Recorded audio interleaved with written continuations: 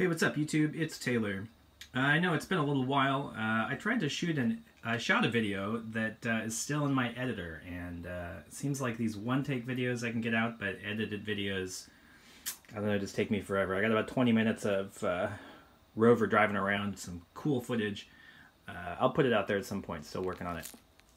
But we did have a bit of a mishap in that drive. So you can see here Rover's suspension arm snapped.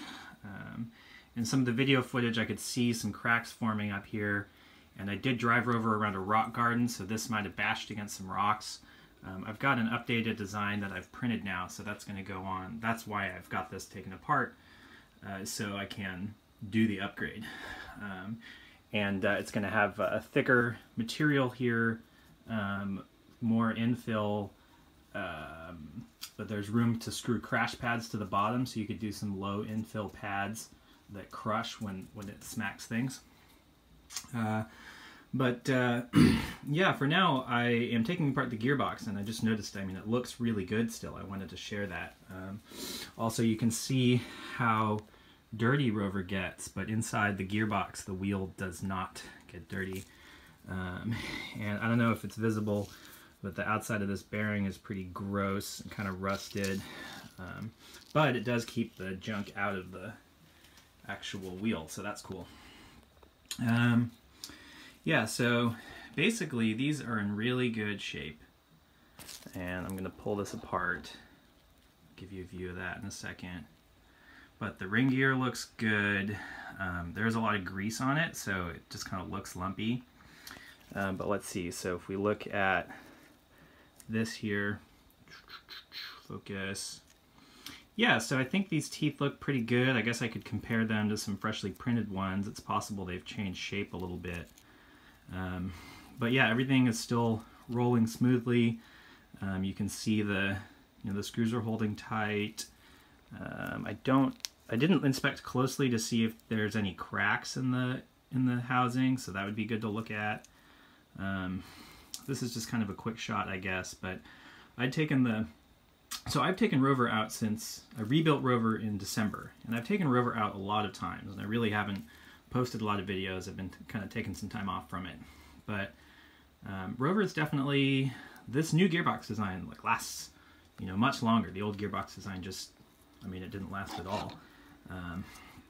So looking at this gear spins faster, obviously.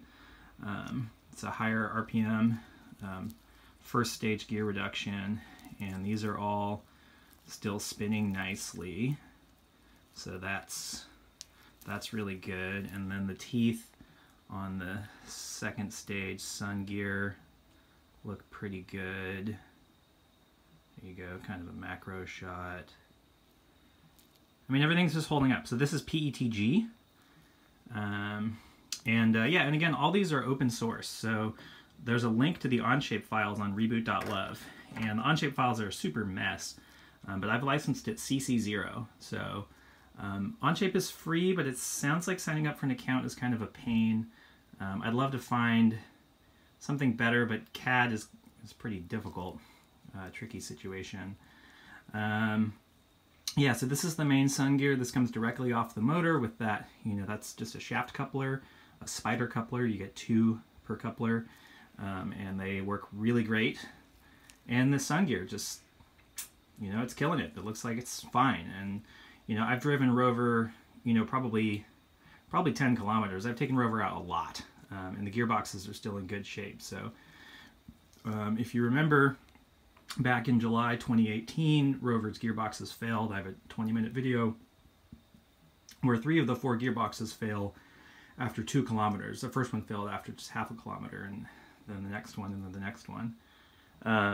And that was the old gearbox design. But this new gearbox design looks like it's working really well. So this is an 11-to-1 dual-stage planetary gear reduction on Rover.